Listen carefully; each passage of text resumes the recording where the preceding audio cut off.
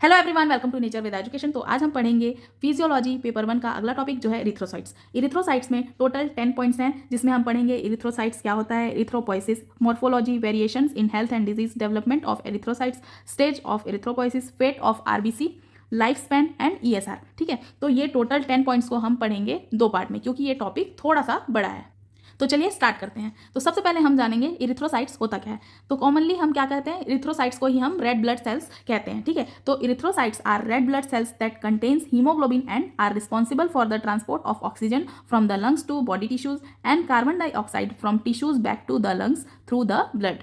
तो जो इरिथ्रोसाइट्स होते हैं ये रेड ब्लड सेल्स होते हैं जो क्या करते हैं, हीमोग्लोबिन कंटेन करते हैं और ये ऑक्सीजन के ट्रांसपोर्ट के लिए रिस्पॉन्सिबल होते हैं। ये क्या करते हैं, पूरे जो लंग टिश्यू में जो ऑक्सीजन प्रेजेंट होता है, ठीक है, जो ऑक्सीजन बनती है, ऑक्सीजनेटेड ब्लड को क्या करते हैं, पूरी बॉडी में ट्रांसपोर्ट करने में हेल्प करते हैं। और पूरी बॉडी में जो डीऑक्सीजनेटेड ब्लड होता है, मतलब जो कार्बन डाइऑक्साइड वाला जो ब्लड होता है, उसको क्या करते हैं, पूरे टिश्यू से कलेक्ट करके वापस लंग्स में ट्रांसपोर्ट करने में हेल्प करते हैं। अब इरिथ्रोपोइसिस क्या होता है। Erythropoiesis is the process of the origin, development and maturation of erythrocytes. तो जो रेड ब्लड सेल्स होता है उसके ओरिजिन, डेवलपमेंट एंड मैच्योरेशन का जो होल प्रोसेस होता है उसे ही हम क्या कहते हैं, इरिथ्रोपोइसिस कहते हैं। अगला है हमारा मॉर्फोलॉजी। तो मॉर्फोलॉजी क्या होता है, इरिथ्रोसाइट्स का जो होल डिटेल है, ठीक है, उसमें हम क्या पढ़ेंगे, उसका शेप कैसा होता है, साइज कैसा होता है, साइज कैसा होता है, कलर कैसा होता है, कौन कौन से सेल्स प्रेजेंट होते हैं, ये सारे डिटेल्स हम किस में पढ़ेंगे, मॉर्फोलॉजी। इरिथ्रोसाइट्स की जो मॉर्फोलॉजी है उसमें हम डायग्राम बनाएंगे। जितने भी आपके मेडिकल सब्जेक्ट्स होते हैं, फिजियोलॉजी, एनाटमी और जितने भी सब्जेक्ट्स होते हैं, उसमें आपका जो डायग्राम होता है वो बहुत ही इंपॉर्टेंट रोल प्ले करता है। अगर ये एग्जाम में आता है तो आप अगर डायग्राम बनाते हैं अच्छे से, ठीक है, तो उसके भी आपको मार्क्स मिलेंगे। तो आप ट्राई करना कि अच्छे से आप डायग्राम बना पाओ। मैंने बहुत छोटा ही डायग्राम बनाया है क्योंकि मैं भूल गई थी। ठीक है, तो सबसे पहले अब देखेंगे हम कि इसका शेप कैसा होता है। जो इरिथ्रोसाइट्स होता है उसका शेप होता है बाइकॉन्केव डिस्क शेप का। जैसे कि अगर हम साइड से देखेंगे तो ये बाइकॉन्केव शेप का दिखेगा और फ्रंट से हम क्या देखेंगे तो क्या होगा, ये गोल सा दिखेगा, ठीक है, राउंड। तो जो इरिथ्रोसाइट्स होता है वो सेंट्रल से क्या होता है, डिप्रेशन ऑन बोथ सरफेस। मतलब कि अगर हम सेंट्रल से देखेंगे तो जो बीच वाला पार्ट होता है उसमें डिप्रेशन फील होता है, ठीक है। और ये क्या होता है, गैसियस एक्सचेंज की वजह से क्या होता है, इसका जो सरफेस है ये इंक्रीज हो जाता है। अब सेकेंड पॉइंट है इसका साइज। तो इसका साइज कैसा होता है, इसका एवरेज डायमीटर होता है 7 to 8 माइक्रोमीटर, ठीक है। इसकी जो थिकनेस होती है ये पेरीफेरी पे 2.2 माइक्रोन होता है और सेंटर पे 1 माइक्रोन का होता है। मतलब ये क्या होता है, साइड से क्या होता है 2.2 माइक्रोन का होता है और जो बीच वाला जो सेंट्रल पार्ट होता है वो क्या होता है, उसकी जो थिकनेस होती है वो 1 माइक्रोन होती है, ठीक है। इसका जो कलर होता है, हीमोग्लोबिन के प्रेजेंस की वजह से ये क्या होता है, जो मैच्योर इरिथ्रोसाइट्स होते हैं वो पिंकिश रेड कलर के दिखाई देते हैं। अब अगला पॉइंट है इसी में स्ट्रक्चर। जो इरिथ्रोसाइट्स होते हैं उसका स्ट्रक्चर कैसा होता है। Red blood cells are non nucleated. जो आरबीसी होते हैं, जो इरिथ्रोसाइट सेल्स होते हैं, उनमें क्या होता है, न्यूक्लियस एब्सेंट होता है, ठीक है। Only mammal which has nucleated RBC is camel. तो जो ऊँट होते हैं, जो कैमल होते हैं, सिर्फ उन्हीं में ही न्यूक्लिएटेड आरबीसी प्रेजेंट होता है। क्योंकि हमारे ह्यूमन बॉडी में आरबीसी जो है वो नॉन न्यूक्लिएटेड होता है, इसलिए इसमें डीएनए भी एब्सेंट होता है, ठीक है। जो रेड ब्लड सेल्स होते हैं उनमें इंसुलिन रिसेप्टर नहीं होता है, इसलिए अगर हम किसी को क्या दे रहे हैं, ब्लड के थ्रू ग्लूकोज दे रहे हैं, ठीक है, तो इससे इंसुलिन कंट्रोल नहीं होगा।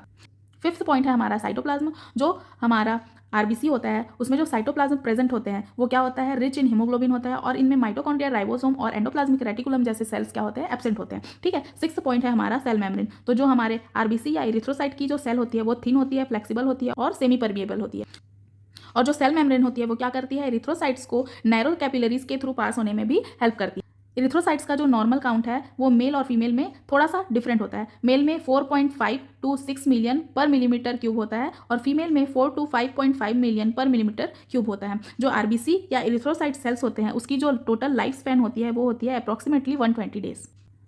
अगला है हमारा variations in health and disease. तो इसमें भी हम 2 पॉइंट्स पढ़ेंगे। फर्स्ट है फिजियोलॉजिकल वेरिएशन एंड सेकंड है हमारा पैथोलॉजिकल वेरिएशन। फिजियोलॉजिकल वेरिएशन में हम 2 चीज़ें पढ़ेंगे। इसमें क्या होगा, increase in RBC count and decrease in RBC count. मतलब कि अगर फिजियोलॉजिकल चेंजेस की वजह से हमारा आरबीसी काउंट बढ़ा है, ठीक है, तो वो कैसे बढ़ा है, क्यों बढ़ा है, ठीक है, वो सब जानेंगे। और डिक्रीज हुआ है तो कब कैसे हुआ है, ठीक है, इसके बारे में जानेंगे। तो फर्स्ट पॉइंट है हमारा increase in RBC count. Increase in RBC count is known as polycythaemia. अगर हमारा आरबीसी काउंट इंक्रीज हो गया, बढ़ गया, तो वो क्या कहलाएगा, पॉलीसाइथेमिया कहलाएगा, ठीक है। तो ये दोनों कंडीशन में हो सकता है, फिजियोलॉजिकल कंडीशन में भी हो सकता है और पैथोलॉजिकल कंडीशन में भी हो सकता है। तो अगर हमारे बॉडी एज फैक्टर, ठीक है, अगर हमारे इन्वायरमेंट की वजह से अगर हमारे आरबीसी में क्या हुआ है, चेंजेस आया है, ठीक है, अगर हमारा आरबीसी काउंट इन सभी चीज़ों की वजह से इंक्रीज हो गया है तो ये किसके अंडर आएगा, फिजियोलॉजिकल कंडीशन के अंडर आएगा। और अगर हमारा, ठीक है, अगर किसी डिजीज़ की वजह से या फिर फिजिकल कंडीशन में कोई इशू आ रहा है, हमें कोई डिसऑर्डर है, उसकी वजह से अगर कोई दिक्कत की वजह से अगर हमारा आरबीसी काउंट इंक्रीज हुआ है तो वो किसके अंडर में आएगा, पैथोलॉजिकल कंडीशन में आएगा, ठीक है। It is marginal and temporary, it occurs in the following conditions. तो जो फिजियोलॉजिकल वेरिएशन होता है वो क्या होता है, मार्जिनल होता है और टेम्पररी होता है, मतलब कि कुछ टाइम के बाद में जो हमारा आरबीसी काउंट है वो वापस से नॉर्मल कंडीशन पे आ जाता है। फर्स्ट है age. At birth the RBC count is 8 to 10 million पर cubic millimeter of blood. It decreases within 10 days after birth due to destruction of RBCs causing physiological jaundice in some newborn babies. जब हमारा जो birth होता है, ठीक है, किसी भी ह्यूमन में क्या होता है, किसी भी न्यूबॉर्न के बर्थ के टाइम पे जो आरबीसी काउंट होता है 8 to 10 million पर क्यूबिक मिलीमीटर होता है, ठीक है। अगर किसी बच्चे को उसके बर्थ के 10 डेज के अंडर में अगर उसे जॉन्डिस हो जाता है तो क्या होता है, उसका आरबीसी काउंट एकदम से घट जाता है या फिर डिक्रीज हो जाता है। उसके बाद क्या होता है, अगर किसी को अगर जॉन्डिस नहीं हुआ है तो वो नॉर्मली अपने नॉर्मल रेंज में आ जाता है आफ्टर सम टाइम, ठीक है। सेकंड है sex. Before puberty and after menopause in females the RBC count is similar to that in males. मतलब फीमेल्स में प्यूबर्टी स्टार्ट होने से पहले और आफ्टर मेनोपॉज, मतलब कि मेनोपॉज होने के बाद जो फीमेल आरबीसी काउंट होता है वो मेल के कंपैरिजन में सिमिलर ही होता है, ना ही कम होता है और ना ज़्यादा होता है, ठीक है।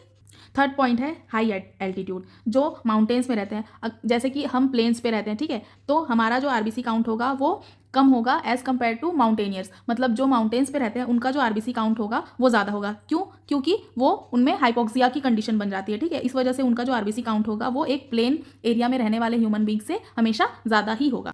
ये एक फ्लो चार्ट है, जैसे कि कोई भी ह्यूमन बींग हाई एटीट्यूड में है, ठीक है, तो उसमें क्या होगा, हाइपोक्सिया की कंडीशन होगी, उसके बाद में किडनी से स्टिमुलेशन होगा, ठीक है, उसके बाद क्या होगा, इरिथ्रोपोइटिन का प्रोडक्शन होगा, इरिथ्रोपोइटिन के प्रोडक्शन के बाद क्या होगा, बोन मैरो में स्टिमुलेशन होगा, बोन मैरो स्टिमुलेट होने के बाद में क्या होगा, जो आरबीसी का प्रोडक्शन है वो बढ़ जाएगा। ये एग्जांपल है हमारा physiological polycythaemia in high altitude. अगला पॉइंट है हमारा muscular exercise. There is temporary increase in RBC count after exercise due to mild hypoxia and contraction of spleen. जब हम एक्सरसाइज करते हैं, बहुत ज़्यादा एक्सरसाइज करने में क्या होता है, हाइपोक्सिया की कंडीशन बन जाती है। माइल्ड हाइपोक्सिया की वजह से क्या होता है, जो स्प्लीन है उसमें कॉन्ट्रैक्शन होता है जिससे आरबीसी का काउंट इंक्रीज हो जाता है सडनली। अगला है हमारा fifth point, emotional condition. RBC count increases during emotional condition due to anxiety because of increased sympathetic activity, ठीक है। जब हम बहुत ज़्यादा क्या हो जाते हैं, इमोशनल हो जाते हैं, या फिर हम बहुत ज़्यादा क्या हो रहे हैं, डीप सोच में पड़ गए हैं, ठीक है, या बहुत ज़्यादा गुस्सा आ रहा है, ठीक है, उस कंडीशन में क्या होता है, जो हमारा आरबीसी काउंट है वो सडनली इंक्रीज हो जाता है। क्यों? उस टाइम पे एंजाइटी की कंडीशन बन जाती है, जिससे क्या होता है, जो हमारा पैरासिम्पैथेटिक नर्व होता है उसकी एक्टिविटी क्या हो जाती है, इंक्रीज हो जाती है। इस वजह से उस टाइम पे क्या होता है, जो आरबीसी का प्रोडक्शन है वो बढ़ जाता है। तो जो इमोशनल कंडीशन और एक्सरसाइज की कंडीशन में क्या होता है, ये एक फ्लो चार्ट है, एग्जांपल के लिए समझ लीजिए। जब हम इमोशनल कंडीशन में होते हैं या फिर बहुत ज़्यादा मस्कुलर एक्सरसाइज हुई है, ठीक है, हमारी, तो उस कंडीशन में क्या होगा, जो हमारी पैरासिम्पैथेटिक एक्टिविटी होती है, जो हमारा सिंपैथेटिक नर्व होता है उसकी जो एक्टिविटी होती है वो क्या हो जाती है, इंक्रीज हो जाती है। उसके बाद क्या हो जाता है, जो एड्रेनलिन है उसका सिक्रीशन बढ़ जाता है, ठीक है। सिक्रीशन बढ़ने के बाद क्या होता है, जो स्प्लीन होता है उसमें कॉन्ट्रैक्शन होता है, स्प्लीन में कॉन्ट्रैक्शन होने के बाद क्या होता है, आरबीसी रिलीज होती है। सिक्स पॉइंट है हमारा इंक्रीज्ड इन्वायरमेंटल टेम्परेचर, ठीक है। Increased atmosphere temperature will increase RBC count. Generally increase temperature will increase all the activity in the blood, ठीक है, all the body including production of RBC. जब हम क्या होता है, जब हमारा एटमॉस्फेयर का टेम्परेचर बढ़ जाता है, ठीक है, तो क्या होता है, जो आरबीसी का प्रोडक्शन होता है, ठीक है, वो ऑटोमेटिक बढ़ जाता है, ठीक है। और जब नॉर्मली टेम्परेचर बढ़ता है तो हमारे जो बॉडी की जितनी भी एक्टिविटीज़ होती है, ठीक है, जो भी हमारी बॉडी की एक्टिविटी होती है वो क्या होती है, बढ़ जाती है। और उसके साथ साथ क्या होता है, जो आरबीसी का प्रोडक्शन है वो भी ऑटोमेटिकली इंक्रीज हो जाता है। सेवेंथ पॉइंट है after meal. There is slight increase in RBC count after meal due to more requirement of oxygen for metabolic activity. जब हम खाना खाते हैं, खाना खाने के तुरंत बाद क्या होता है, जो हमारा आरबीसी काउंट है वो कुछ टाइम के लिए इंक्रीज हो जाता है। क्यों? क्योंकि उस टाइम पे हमारी बॉडी को मेटाबॉलिक एक्टिविटी परफॉर्म करने के लिए बहुत ज़्यादा ऑक्सीजन की रिक्वायरमेंट होती है। अब फिजियोलॉजिकल वेरिएशन में हम देखेंगे कि जो हमारा आरबीसी काउंट है वो डिक्रीज कैसे होता है, ठीक है, किस कंडीशन में हमारा जो आरबीसी काउंट है वो डिक्रीज होता है। फर्स्ट है high barometric pressure. At high barometric pressure as in deep sea when the oxygen tension of blood is higher the RBC count will decrease. जब क्या होता है, समुद्र में या हम जब गहराई में जाते हैं तो उस टाइम पे क्या होता है, हाई बैरोमेट्रिक प्रेशर की वजह से क्या होता है, ऑक्सीजन टेंशन क्या हो जाता है, बढ़ जाता है, जिसकी वजह से क्या होता है, जो ब्लड होता है उस पर प्रेशर पड़ता है, उसकी वजह से आरबीसी का जो काउंट है वो डिक्रीज हो जाता है, ठीक है। सेकंड है ड्यूरिंग स्लीप। तो सोते टाइम हमारा आरबीसी काउंट कैसे डिक्रीज हो जाता है? RBC count decrease slightly during sleep and immediately after getting up from sleep. जब हम सो रहे होते हैं और जब हम तुरंत सोकर उठते हैं उस टाइम पे क्या होता है, जो हमारा आरबीसी काउंट है वो स्लाइटली डिक्रीज हो जाता है, ठीक है। Generally of activity are decrease during sleep, ठीक है। Generally all activities are decrease during sleep. जो हमारी फिजिकल बॉडी है, ठीक है, सोते टाइम पे हमारी जितनी भी एक्टिविटीज़ होती हैं वो स्लो हो जाती हैं, जिसकी वजह से क्या होता है, आरबीसी काउंट भी डिक्रीज हो जाता है। थर्ड पॉइंट है हमारा प्रेगनेंसी, ठीक है। In pregnancy RBC count decreases because of increase in ECF volume, ठीक है। अब ईसीएफ क्या है? ईसीएफ होता है एक्स्ट्रा सेल्यूलर फ्लूइड, ठीक है। Extra cellular fluid volume increase होने की वजह से क्या होता है, प्रेगनेंसी की कंडीशन में आरबीसी काउंट डिक्रीज हो जाता है। अब अगला है पैथोलॉजिकल वेरिएशन, ठीक है। पैथोलॉजिकल वेरिएशंस में ह्यूमन बीइंग में जो आरबीसी काउंट है वो कब इंक्रीज होता है, ठीक है, और कब डिक्रीज हो जाता है, कौन कौन सी कंडीशन में, ठीक है, वो देख लेते हैं। Pathological polycythemia abnormal increase in the RBC count, red blood cells count increase above 7 million per cubic millimetre, ठीक है। फर्स्ट है प्राइमरी एंड सेकेंड है सेकेंडरी पॉलीसाइथेमिया। फर्स्ट पॉइंट है प्राइमरी पॉलीसाइथेमिया। प्राइमरी पॉलीसाइथेमिया क्या होता है? Also known as polycythemia vera, ठीक है। It is a disease characterised by persistent increase in RBC count above 14 million per cubic millimetre of blood associated with increase white blood cell above 24,000 पर cubic millimetre of blood. ये क्या है? ये एक disease condition होती है जिसमें क्या होता है, जो आरबीसी काउंट है वो 14 मिलियन पर क्यूबिक मिलीमीटर से भी ज़्यादा हो जाता है ब्लड में, ठीक है। और ये किस वजह से होता है? क्योंकि ब्लड में क्या होता है, वाइट ब्लड सेल्स की संख्या बहुत ही ज़्यादा बढ़ जाती है, ठीक है, जो क्या जिसका टोटल अमाउंट क्या होता है 24,000 पर क्यूबिक मिलीमीटर होता है, ठीक है। इससे भी ज़्यादा क्या होता है, ये ब्लड काउंट में जो वाइट ब्लड सेल्स की जो संख्या है वो बढ़ जाती है। इस वजह से क्या होता है, जो आरबीसी काउंट है वो बढ़ जाता है, ठीक। It occurs in myeloproliferative disorders like malignancy of red bone marrow. अगर रेड बोन मैरो में मैलिग्नेंसी की कंडीशन है, ठीक है, इस डिसऑर्डर की कंडीशन में क्या होता है, प्राइमरी पॉलीसाइथेमिया होता है। इस कंडीशन में हमें क्या देखने को मिलेगा, प्राइमरी पॉलीसाइथेमिया देखने को मिलेगा, जिसमें क्या होगा, आरबीसी काउंट नॉर्मल से बहुत ही ज़्यादा क्या होगा, इंक्रीज हो चुका होता है, ठीक है। Secondary polycythemia. अब अगला है secondary polycythemia. This is secondary to some of the pathological condition. First respiratory disorder like emphysema, second congestion heart disease, third है आयरजा डिजीज, फोर्थ है chronic carbon monoxide poisoning, fifth है poisoning by chemicals like phosphorus and arsenic, ठीक है, and sixth है repeated mild haemorrhage, ठीक है। अब ये क्या है, जो सेकेंडरी पॉलीसाइथेमिया है उनमें बहुत सारे पैथोलॉजिकल कंडीशंस की वजह से क्या होता है, आरबीसी काउंट इंक्रीज हो जाता है। जैसे अगर किसी में कोई रेस्पिरेटरी डिसऑर्डर है, अगर किसी को एम्फाइसेमा हो गया, अस्थमा हो गया, उस कंडीशन में क्या हो सकता है, उसका जो आरबीसी काउंट है वो बढ़ सकता है, ठीक है। हार्ट कंजेशन में हो सकता है, ठीक है, आयरजा डिजीज में हो सकता है, क्रॉनिक कार्बन मोनोऑक्साइड पॉइजनिंग में, अगर किसी इंसान में कार्बन मोनोऑक्साइड पॉइजनिंग हो गई है, ठीक है, उसमें कार्बन मोनोऑक्साइड की जो क्वांटिटी है वो बहुत ज़्यादा बढ़ गई है, ठीक है, उस कंडीशन में क्या होगा, उसमें आरबीसी काउंट इंक्रीज हो जाएगा, ठीक है। फॉस्फोरस और आर्सेनिक पॉइजनिंग की वजह से भी हो सकता है, ठीक है। रिपीटेड माइल्ड हेमरेज, अगर किसी की बॉडी में, ठीक है, कहीं भी हेमरेज हो रहा है, ठीक है, रिपीटेडली, ठीक है, उस कंडीशन में क्या हो सकता है, सेकेंडरी पॉलीसाइथेमिया होने के चांसेस बढ़। अब जो इरिथ्रोसाइट्स है उनके साइज में कैसे वेरिएशंस देखने को मिलेंगे, ठीक है। Variations in size of RBC. Under physiological condition the size of RBC in venous blood is slightly larger than those in arterial blood, ठीक है। तो जो वीनस ब्लड होते हैं उनमें स्लाइटली लार्जर पाया जाता है जो आरबीसी होते हैं, ठीक है, as compare to arterial blood, ठीक है। इनमें 3 टाइप के होते हैं। फर्स्ट है माइक्रोसाइट, सेकंड मैक्रोसाइट और थर्ड है एनाइसोसाइट। तो जो माइक्रोसाइट्स होते हैं वो क्या होता है, स्मॉल सेल होते हैं, ठीक है। मैक्रोसाइट जो होते हैं वो लार्जर सेल होते हैं और एनाइसोसाइट जो सेल होते हैं वो अलग अलग टाइप के होते हैं, मतलब उनका जो साइज़ है वो फिक्स नहीं होता है कि वो छोटे होते हैं या बड़े होते हैं, ठीक है। तो माइक्रोसाइट सेल कैसे होता है, आयरन डेफिशिएंसी एनीमिया, ठीक है, प्रोलॉन्ग्ड फोर्स्ड ब्रीदिंग की वजह से होता है, इंक्रीज एसओ।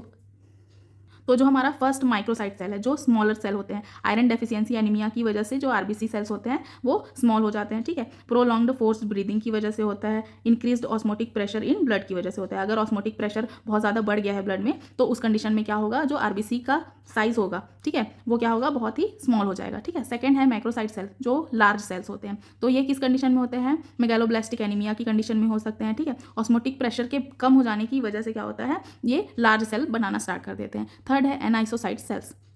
तो जो एनाइसोसाइट्स होते हैं वो क्या होते हैं, इनका जो सेल का साइज है वो बहुत ही डिफरेंट होता है, ठीक है। अब ये किसकी वजह से होता है, पर्नीशियस एनीमिया। एनीमिया मतलब कि जिसमें ब्लड की कमी हो जाती है, उस कंडीशन में क्या होते हैं, जो सेल्स होते हैं वो डिफरेंट साइज के बनने लगते हैं।